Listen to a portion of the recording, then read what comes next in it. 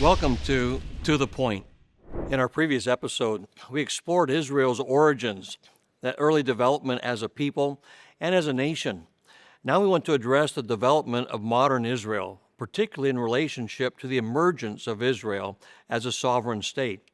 In the first century AD, when the Jewish civilization in Israel was well over 1,000 years old, Rome destroyed the Holy Temple in Jerusalem, conquered the Jewish nation in 70 AD, and the people of Jerusalem and the surrounding region of Judea were dispersed to the nations.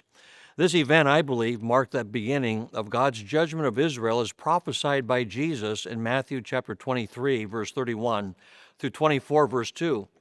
This has continued for the better part of 2,000 years.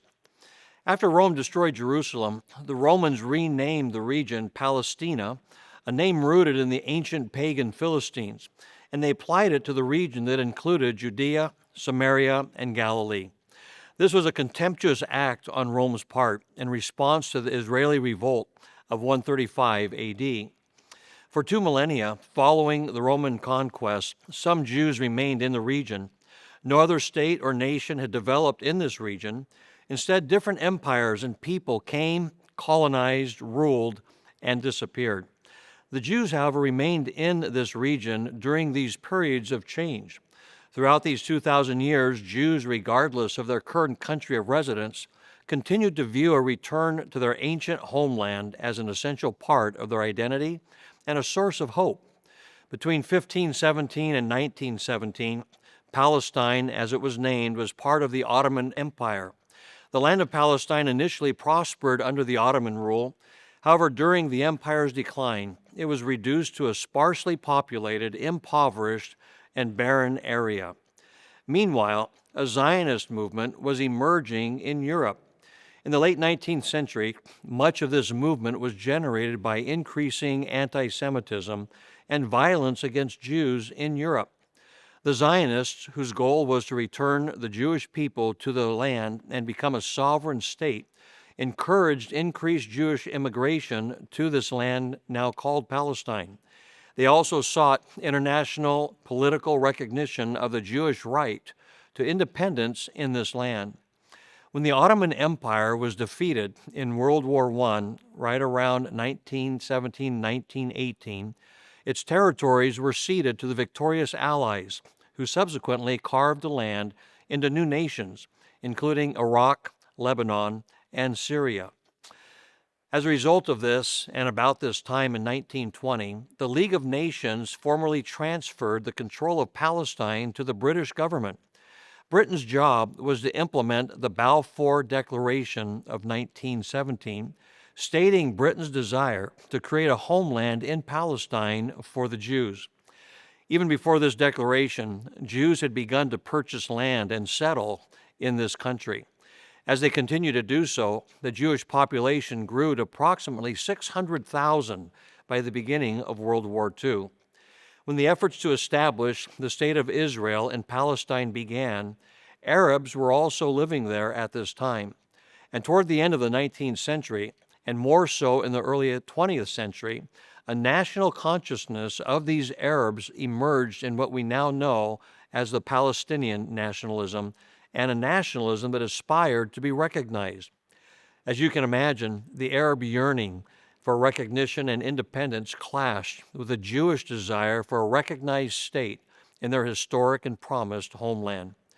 British control over the territory lasted from 1923 to 1948. During this time, the authorities were challenged by the demands of the Zionists for Jewish self-government and a growing Arab nationalist movement that rejected the Jewish presence and the nationalist aspirations. Growing Jewish-Arab violence and attacks on British personnel by some Jewish extremists led to Britain announcing that they sought to end its mandate over that area. Following Britain's February 1947 announcement of its intention to terminate its mandate government, the UN General Assembly appointed a special committee to make recommendations on the land's future and the government of the land. The United Nations recommended the establishment of 2 separate states, one Jewish and one Arab, and it was to be joined by an economic union with the Jerusalem-Bethlehem region designed as a district under international administration. On November 29, 1947, the UN General Assembly voted on and passed the partition plan. The Jewish side accepted the UN plan for the establishment of two states. The Arab states rejected the plan and almost immediately formed volunteer armies that infiltrated Palestine against the Jews. Israel's establishment as an independent sovereign state was officially declared in Tel Aviv on Friday, May 14, 1948, by Zionist leader David Ben-Gurion. This was the day the British mandate over Palestine was officially terminated in accordance with a UN resolution. The history of the Jewish people and their roots in the land of Israel span 3,500 years, beginning with Israel's conquest under Joshua around 1400 BC. It was during this period that the culture and religious identity of the Jewish people were formed. Their history and presence in this land have been continuous and unbroken throughout the centuries, even after most Jews were forced into exile almost 2,000 years ago. With the establishment of the State of Israel in 1948, Jewish independence was renewed. In 1948, when Israel declared their independence, they were immediately invaded by the armies of 5 Arab nations: Egypt, Syria, Transjordan, Lebanon, and Iraq. However, the newly formed Israeli Defense Force, known as IDF, managed to prevail after 15 months of war. This was a miraculous feat, considering the context in which it took place. And then 20 years later, in what is known as the Six-Day War, in 1967, Israel was forced to defend itself against Syria, Egypt, Jordan, Iraq, and who intensified their attacks. And Egypt illegally blocked Israel's access to international waters and expelled the UN peacekeeping forces. 4 Arab countries mobilized more than 250,000 troops in preparation for a full-scale invasion of Israel. Israel preempted this invasion in a defensive war and managed to capture the West Bank from Jordan, Gaza and the Sinai Peninsula from Egypt, and the Golan Heights from Syria. Again, this was a miraculous feat considering the situation. Since 1948, Israel's population has grown over tenfold. Israel was founded with a population of approximately 806,000 people. Today, there are roughly 9.5 million Israelis, with about 75% of them being Jewish. Like other democratic, multi-ethnic countries, Israel struggles with various social and religious issues and economic problems.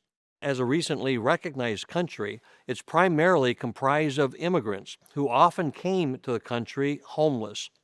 On the political front, most Arab and Muslim states continue to deny Israel's right to exist, resulting in tension, conflicts, and wars. Only 2 of the 22 Middle Eastern states have signed peace agreements with Israel, Egypt and Jordan. The ongoing Palestinian-Israeli conflict is complex, with challenges related to the borders, the settlements, sovereignty, and other contentious issues.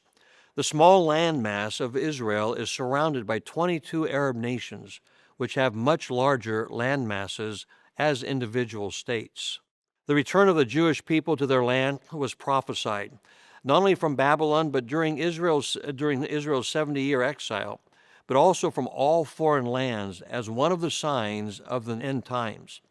There are several end-time prophecies regarding Israel's global regathering to its land, which includes Isaiah 11 through 12.